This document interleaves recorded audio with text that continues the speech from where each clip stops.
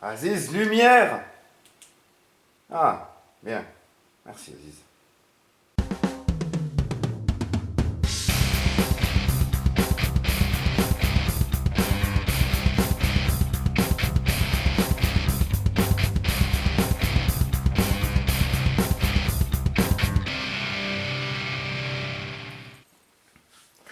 Salut tout le monde et bienvenue dans cette nouvelle vidéo. Aujourd'hui, on va parler encore une fois d'une lampe. Il s'agit de la TrueNight TC12. Donc je remercie déjà bien chaleureusement TrueNight pour m'avoir envoyé cette lampe afin de pouvoir vous en faire une petite vidéo de présentation. Et on va faire aussi, en plus de la review de la lampe, un petit comparatif avec la lampe que je vous avais déjà présentée précédemment, qui est la Nightcore MH20. Donc vous pouvez retrouver la vidéo dans le petit i qui est au coin de votre écran. Parce que ce sont deux produits qui sont à peu près dans les mêmes gammes, deux produits très similaires de deux marques différentes.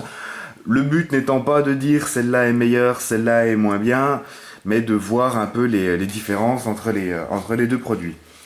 Alors, niveau boîte, contenu de la boîte et tout, on va être sur un point assez similaire. La TC12 est livrée donc dans sa boîte avec câble de rechargement, clip pour mettre à la ceinture, un petit holster pour pouvoir, un petit holster en nylon tout simple pour pouvoir la transporter, un set avec une lanière, des joints de rechange, boutons, caoutchouc de rechange et petite porte protège-port USB de rechange aussi. Donc on a à peu près tout ce qu'il faut pour changer les parties caoutchouc de la lampe. Comme sur la Nightcore, là on est à peu près sur de l'équivalence niveau contenu de la boîte et tout. Une petite notice en plus qui vous expliquera le fonctionnement de la lampe. Mais la grosse différence qui va peut-être faire pencher la balance d'un côté ou de l'autre au niveau du packaging, c'est un petit détail. La MH20 est fournie sans pile, la TrueNight est fournie avec une pile. La TC12 pour le coup là est fournie avec une pile. Donc vous voyez c'est de la grosse pile, hein. C'est de la 18650 rechargeable. Donc ici en 3,6 volts pour 3400 mAh. Donc elle est fournie avec, ça c'est bien parce que la Nightcore, après je l'avais acheté à côté, la Nightcore en France sur internet, elle m'avait coûté 7 € avec les frais de port, ça en vaut pas grand chose, mais là vous avez directement la pile fournie avec la lampe, et ça c'est top, c'est les mêmes, hein, la 18650, c'est les mêmes types de piles quoi. Au niveau de l'installation de la pile, là c'est exactement pareil, on vient dévisser l'arrière de la lampe, on présente la pile. Il n'y a pas de souci si vous vous trompez puis que vous la mettez dans le mauvais sens. Les deux lampes en fait sont protégées à ce niveau-là. Il y a tout le circuit à l'intérieur est fait de telle manière qu'il ne peut pas y avoir de souci si vous vous gourrez en mettant la pile. Ça va juste pas marcher. Et ensuite on vient refermer. Voilà. Au niveau des modes d'éclairage, on va être de base sur 5 modes d'éclairage basiques, à peu près plus ou moins comme la MH20. Les différences vont se situer plus ou moins dans les lumens, quoi, mais c'est basiquement 5 modes qui sont les mêmes. Donc au niveau de l'allumage, le bouton à l'arrière. On commence avec le mode Firefly à 0,4 lumens pour 70 jours d'autonomie. On va switcher de mode en mode avec le bouton en métal qui est ici. Donc là c'est pour l'allumage, allumer et éteindre la lampe, et ici pour switcher les modes. On appuie un coup, on passe au mode low pour 28 lumens et 3 jours d'autonomie. On appuie un coup, on passe au mode medium pour 180 lumens, ça commence déjà à chauffer un peu, pour à peu près 10 heures d'autonomie. On rappuie un coup, on passe à 650 lumens, là ça commence à piquer un peu, pour 2,5 heures d'autonomie. Et on rappuie un coup, on passe au mode turbo qui là vraiment, là ça commence vraiment à piquer un peu, hein, je peux même pas la mettre, voilà, vous voyez plus rien. Pour 1000 lumens et à peu près 2 heures d'autonomie. Donc là basiquement on est sur à peu près la même chose que la MH20. quelques petites différences de lumen, de pas grand chose.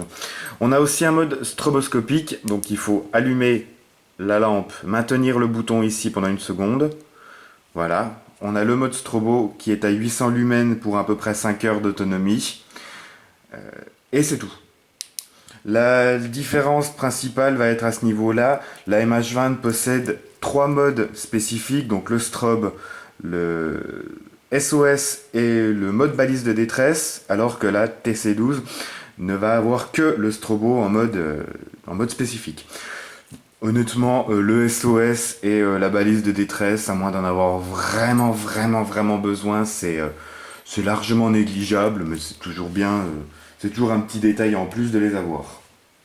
Au niveau portée d'éclairage, on est plus ou moins égal. On peut éclairer jusqu'à largement plus de 200 mètres. J'ai fait des tests, différents tests autour de chez moi. C'est incroyable la portée qu'on a avec ces lampes, en mode turbo bien sûr, hein, à 1000 lumens. Hein. Mais c'est vraiment impressionnant la puissance d'éclairage qu'elles ont. Et c'est vraiment sympa à voir. Donc à faire attention en utilisation à l'airsoft. Hein. Évitez quand même de foutre dans la gueule des gens 1000 lumens de près. Ça reste quand même dangereux. Attention toujours avec le strobo aussi. Le strobo c'est dangereux. Moi j'évite un maximum d'utiliser le strobe parce que ça peut déclencher de l'épilepsie chez certaines personnes. Donc à éviter un maximum. Au niveau des petites normes spécifiques qu'elles ont, toutes deux sont résistantes à l'impact entre 1 mètre et 1 mètre 50. Il ne faut pas dépasser cette hauteur, sinon ça risque de péter, je pense, le verre qui protège la LED. Et toutes deux possèdent la norme IPX8 qui les rend étanches jusqu'à 2 mètres de profondeur. Donc là, sur le coup, on est plus ou moins la même chose. Au niveau du rechargement, là pareil, le fonctionnement est à peu près le même, à une toute petite différence. Donc on ouvre le capuchon, on vient brancher le câble, donc après en USB sur un adaptateur secteur, sur un ordi comme vous le désirez. La seule différence c'est que la TC12 il faut l'allumer. Une fois qu'elle est branchée, vous verrez que rien ne va clignoter, il faut cliquer un coup à l'arrière et le voyant ici va clignoter. Et il va s'arrêter de clignoter une fois qu'elle sera chargée à fond. D'ailleurs c'est un petit détail en plus, quand vous allez switcher dans les modes, à part dans le mode Firefly, la petite diode va s'allumer ici en vert pendant un moment, ce qui vous permet de repérer éventuellement dans le noir plus facilement le bouton. Et vous voyez que si je suis en mode Firefly, il est directement éteint. C'est un petit détail en plus.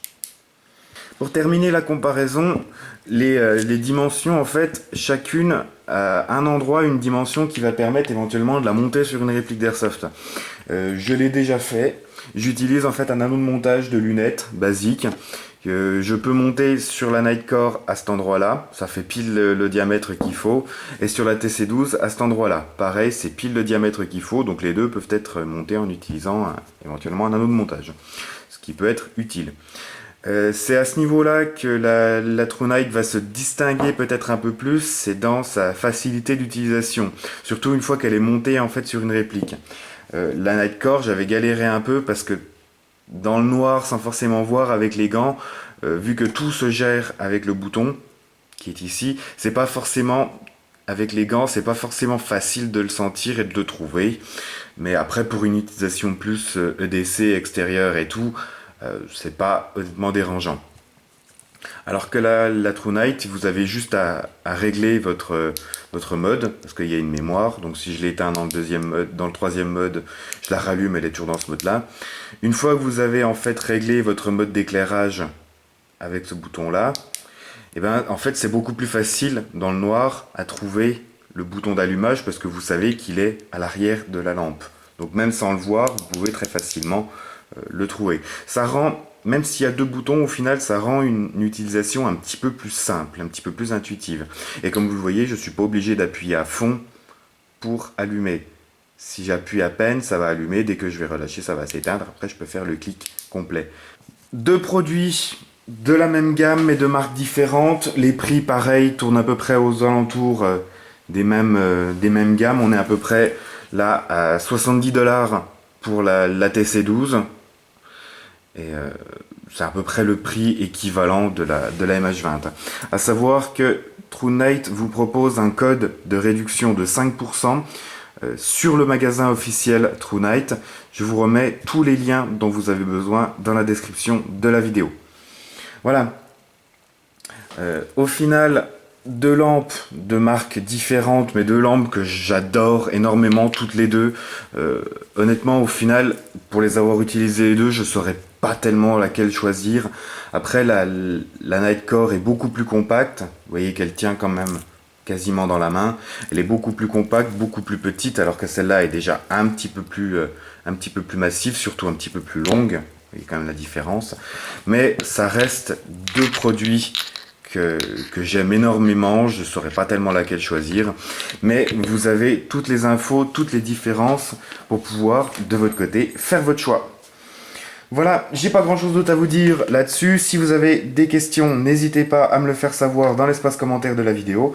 Merci encore à TrueNight pour m'avoir envoyé cette lampe pour que je puisse vous la présenter.